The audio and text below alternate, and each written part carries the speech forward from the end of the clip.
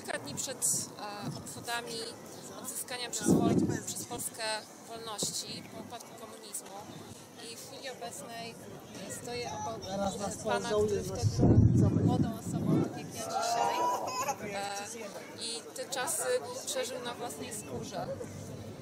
I chciałam tego pana zapytać, jakie wtedy było jego życie w stosunku do tego, co jest dzisiaj.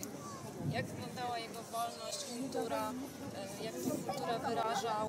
Proszę pani, w tym momencie to był czas dużego stresu z tego względu, że to był w latach tak zwanego komunizmu.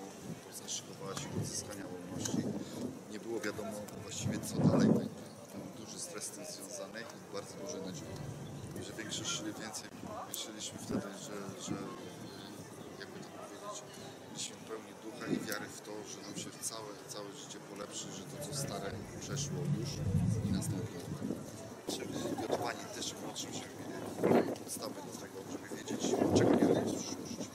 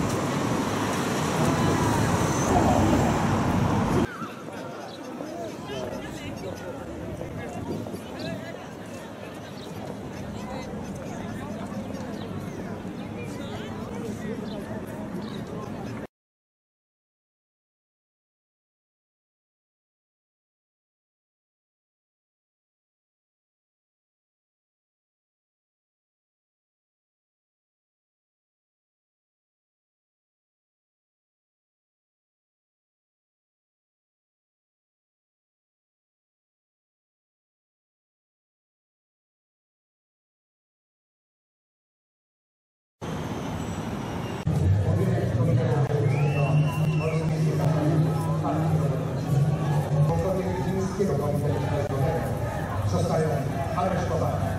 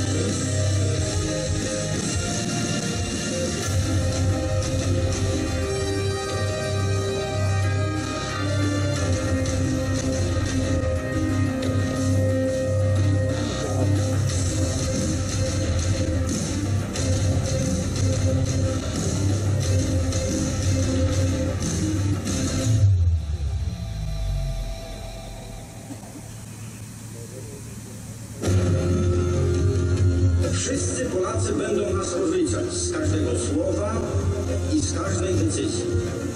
Z braku decyzji także.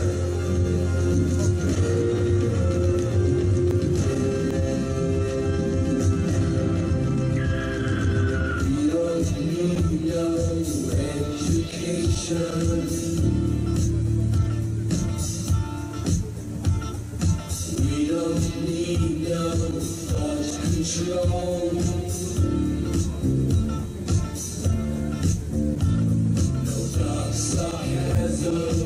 In the classroom,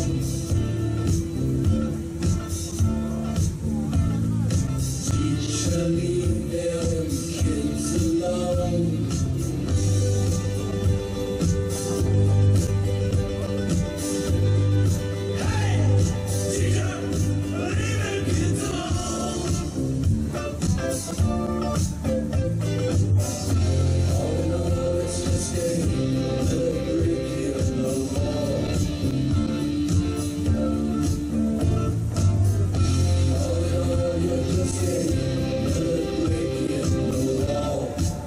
Vážení přátelé,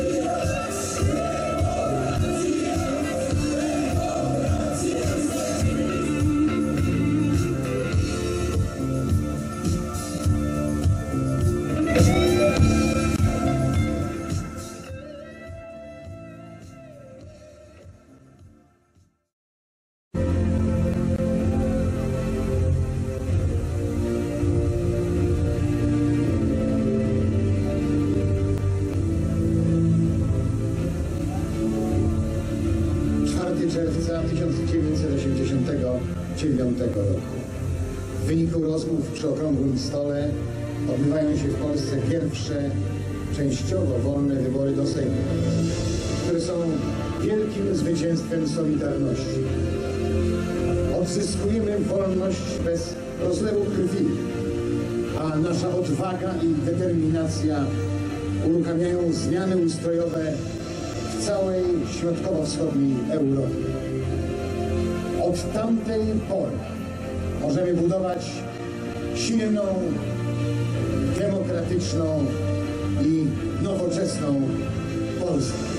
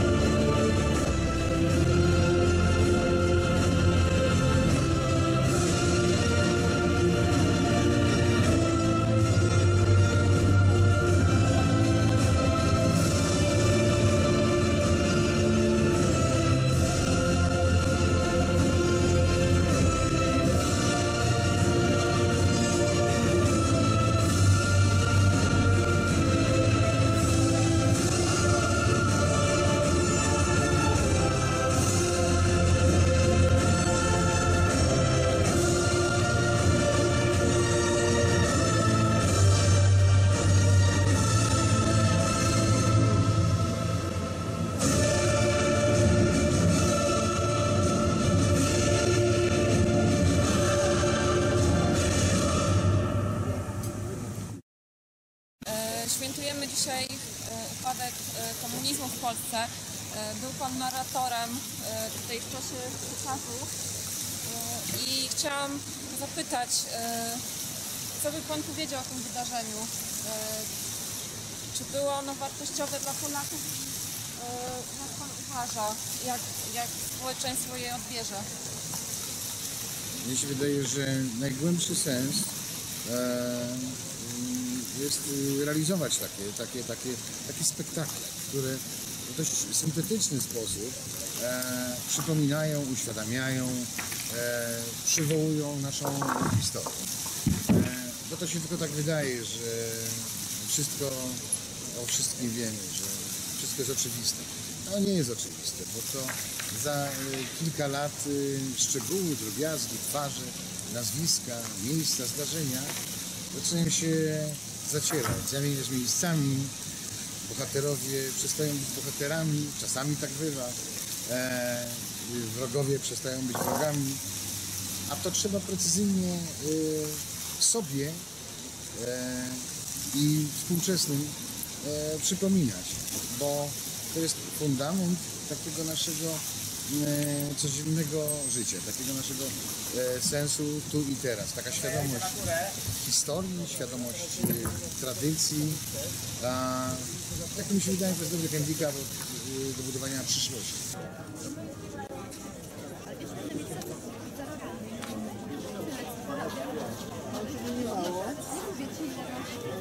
No dobra, zjem to zaraz do telefonu. Fajnie, bo to nie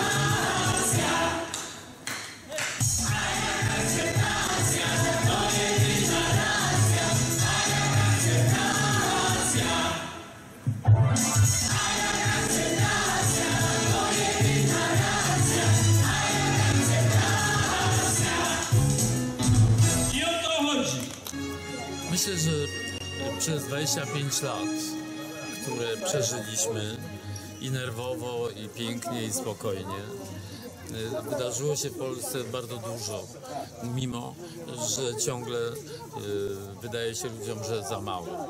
No ale właśnie w tym czasie ja na przykład mogłem się zająć osobami niepełnosprawnymi, które są uzdolnione artystycznie i stworzono mi warunki w Łodzi takie, że pracuję regularnie z nimi i zatrzymują się procesy chorobowe, zatrzymują się sytuacje niby nie do zatrzymania. Więc ja myślę, że to, że można mieć okazję pracować z ludźmi, którzy jakby są gorzej traktowani. Trudno mówić o ludziach, nie wiem, gorszego Boga, bo Bóg jest jeden. Co prawda nasze rozmowy są takie, że któryś z moich podopiecznych na wózku zapytał, czy Bóg też jeździ na wózku, czy Bóg też jest niepełnosprawny umysłowo, bo przecież stworzył na swoje podobieństwo nas. Odpowiadamy na masę różnych trudnych pytań, ale pierwsze to, co jest najważniejsze, to wspólny mianownik sztuki. Łączymy się w sztuce i mają zabronione być chorymi. Wchodzą do pomieszczenia i są zdrowi. Pracujemy na tej zasadzie, że nikt się nie wozi na chorobie.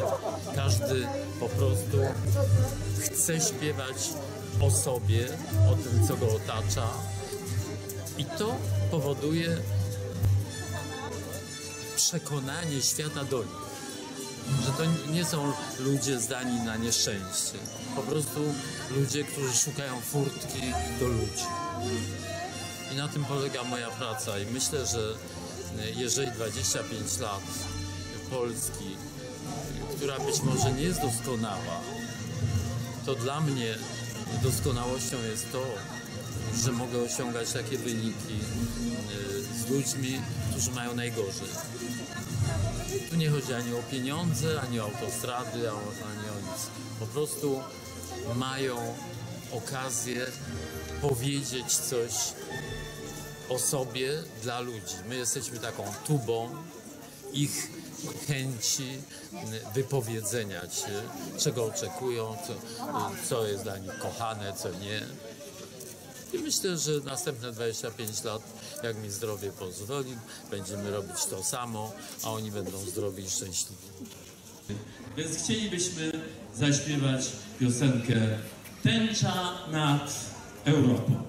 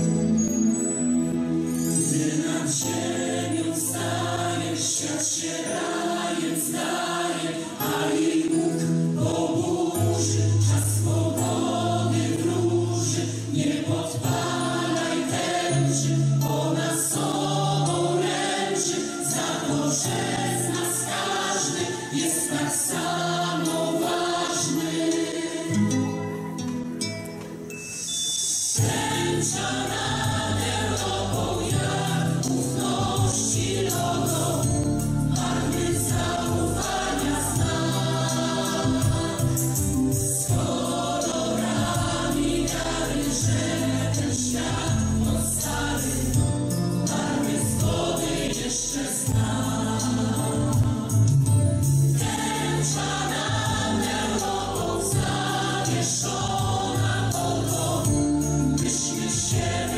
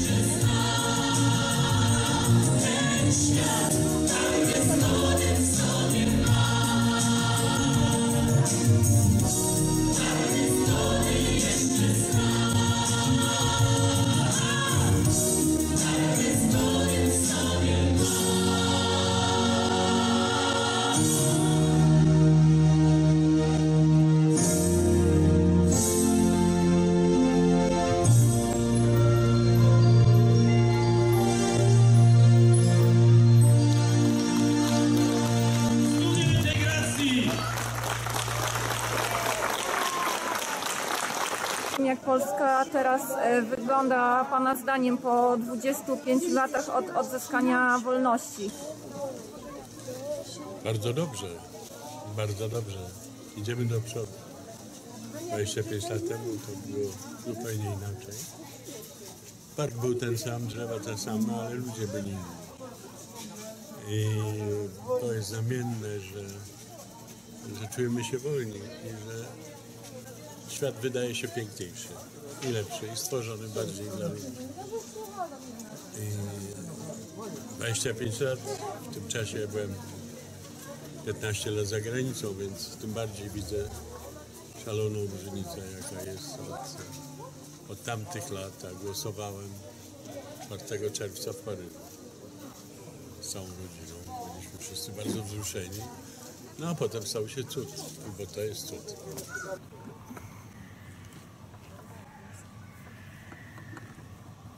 Dzisiaj znajdujemy się na pikniku wolności w Łazienkach Królewskich i chciałam Pana prosić, żeby powiedział Pan o tym miejscu, w którym teraz stoimy.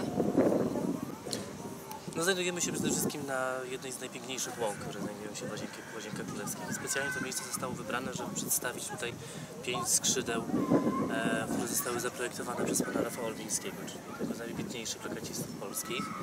Naszym zadaniem, czyli mnie i mojej przyjaciółki Marii Stelmaszczyk, jest animowanie tych skrzydeł, czyli w jakiś sposób braliśmy udział przy całej koncepcji, natomiast teraz dzisiaj w dniu piknikowym namawiamy ludzi, zachęcamy do dzielenia się swoimi przemyśleniami związanymi z wolnością. Nie jest to łatwe. Jak się okazuje, większość ludzi niestety nie kojarzy dzisiejszego dnia i tego okresu z wolnością. A najczęściej pytania pojawiające się do nas są dość agresywne. Co to znaczy wolność w Polsce? Więc jest to dość duże przemyślenie w tym dniu. Myśleliśmy, że będzie to jak inaczej. Polacy mówią o wolności teraz po 25 latach? Bardzo pejoratywnie. Tak jak powiedziałem na początku, jakby większość ludzi nie chce w ogóle nic pisać, bo mówi, że nie ma w ogóle żadnych skojarzeń z wolnością. A jak nakierowujemy ich, być może mówiąc o 25-leciu wolnej Polski, wolnych wyborów, to tym bardziej jest to agresywne.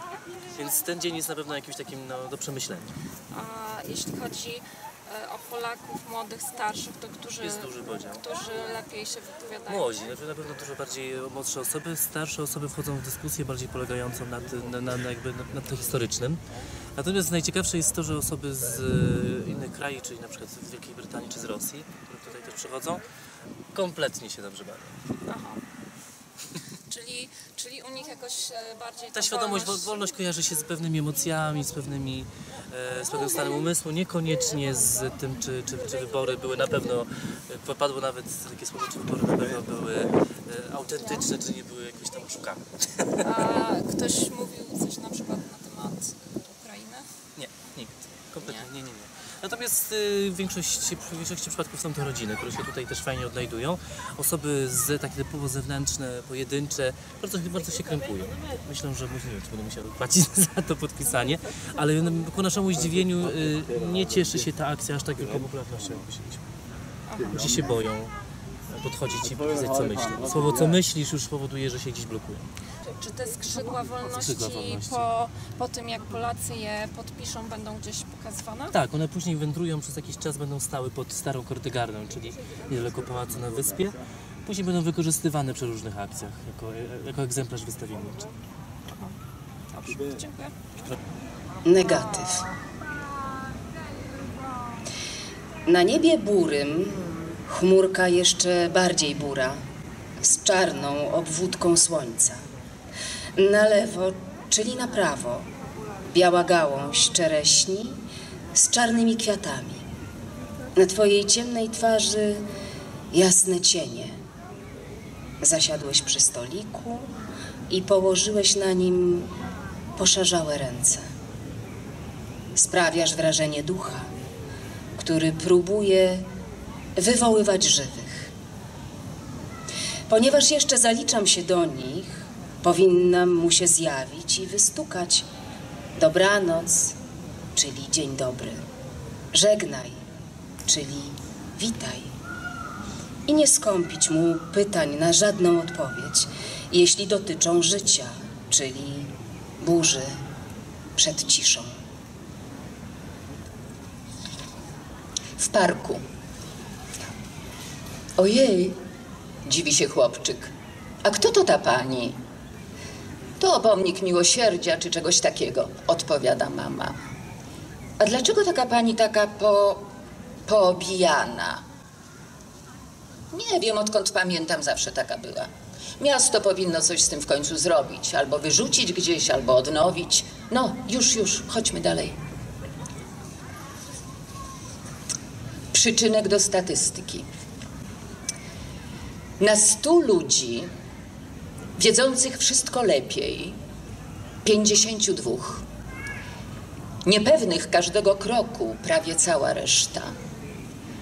Gotowych pomóc, o ile nie potrwa to długo, aż 49. Dobrych zawsze, bo nie potrafią inaczej, 4, no może 5. Skłonnych do podziwu bez zawiści, 18. Żyjących w stałej trwodze przed kimś albo czymś, 77.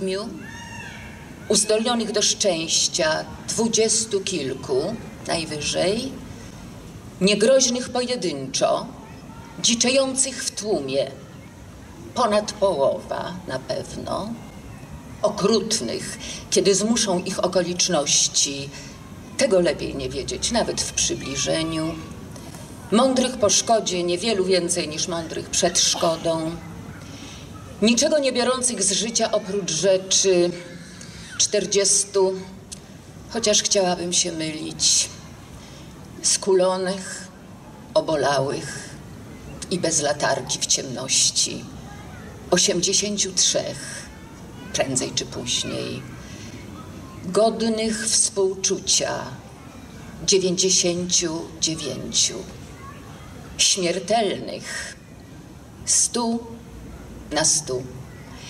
Liczba, która jak dotąd nie ulega zmianie.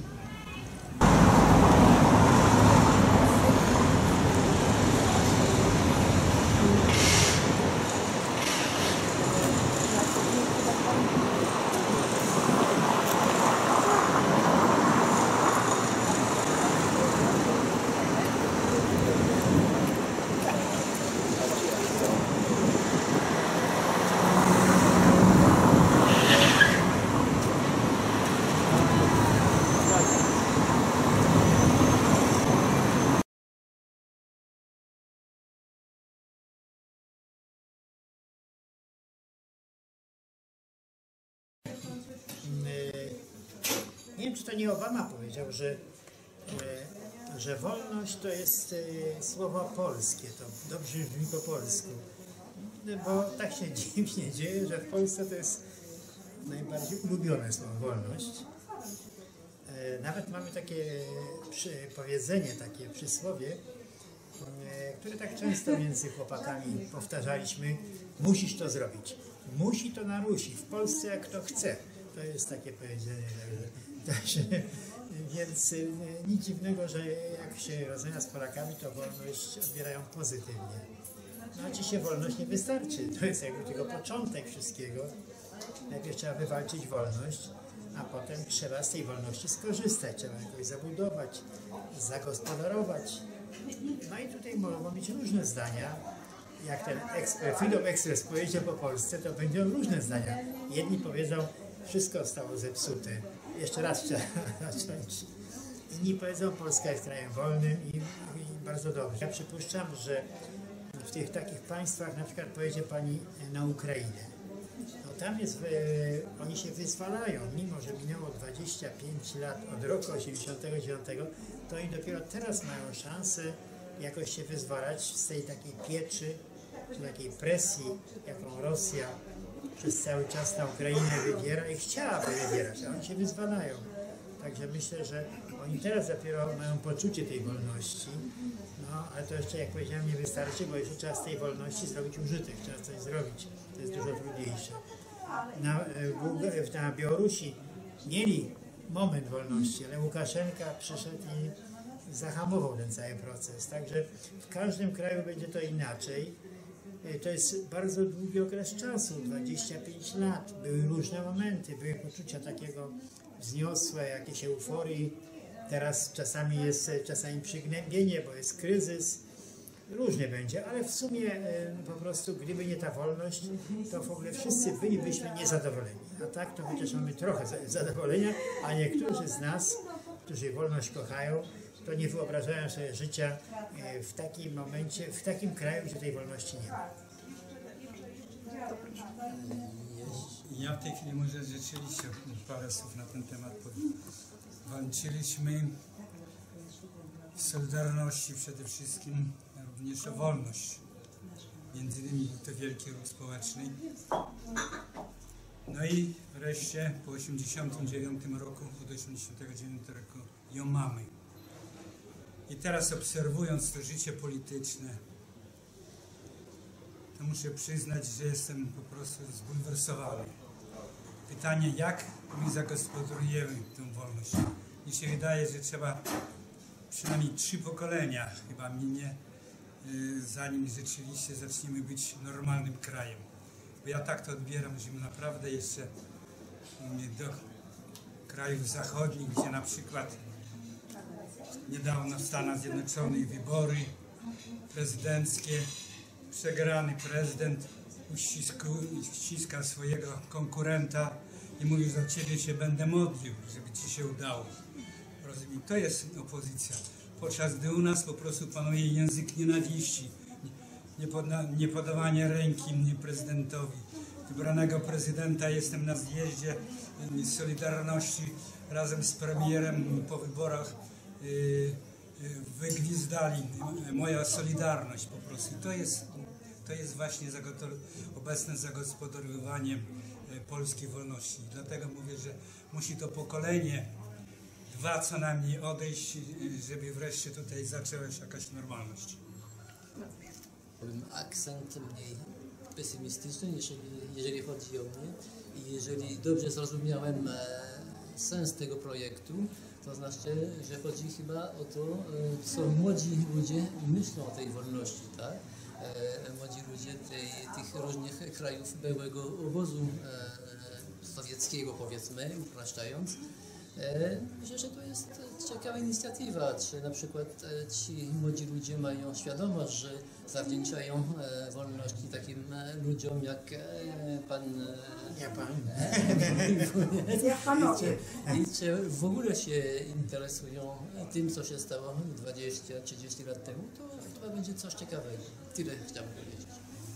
A Pan jest tutaj najmłodszą osobą, proszę. Ja jako najmłodsza osoba, reprezentant pokolenia, które nie musiało już walczyć o wolność, tylko właściwie korzystało z tego, co panowie zagospodarowali i wywalczyli nam. I z pokolenia, dla którego ta wolność jest zwyczajna. Jeżeli chcę pisać książkę i mam jakiś temat, mam wolność słowa, mogę napisać ją tak albo inaczej. I dla nas to już jest, dla tego pokolenia ta wolność jest zupełnie zwyczajna. I to właśnie chyba o to chodziło, żeby tak właśnie było. Rzeczywiście to kwestia zagospodarowania. Pewnie będziemy zagospodarowali w różnych sporach, też nie zgadzając się ze sobą przez następne dziesięciolecia i setki lat. Ale to o to chodziło. Nie musimy się zgadzać, nie musimy być jednomyślni.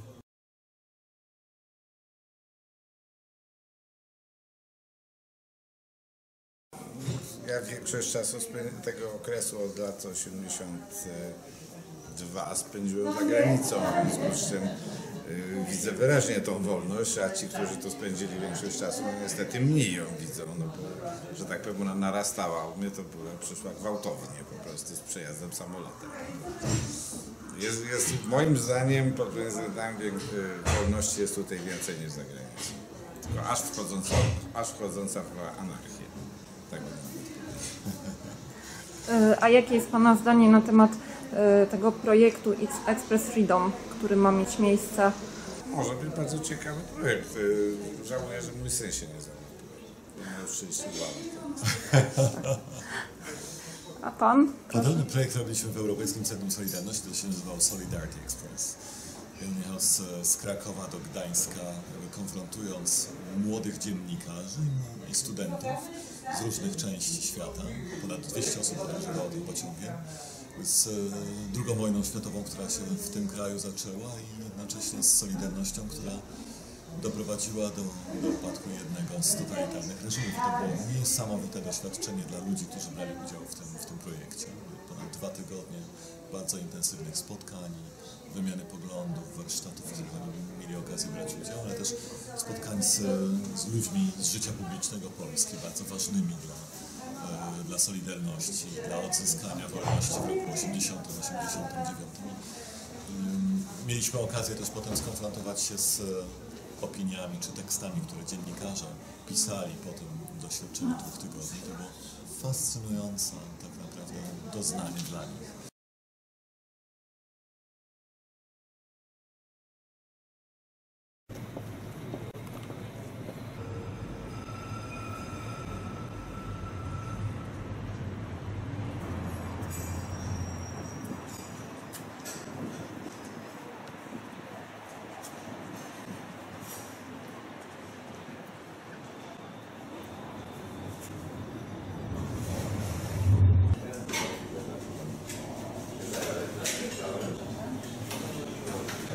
Z kapustą i grzybami zapraszam.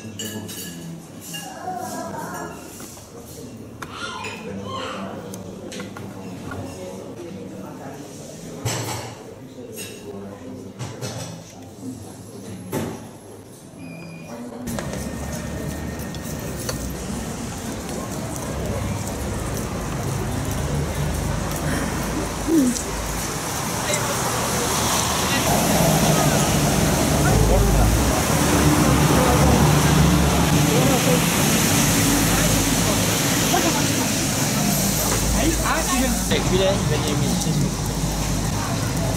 To jest jak przygotuje.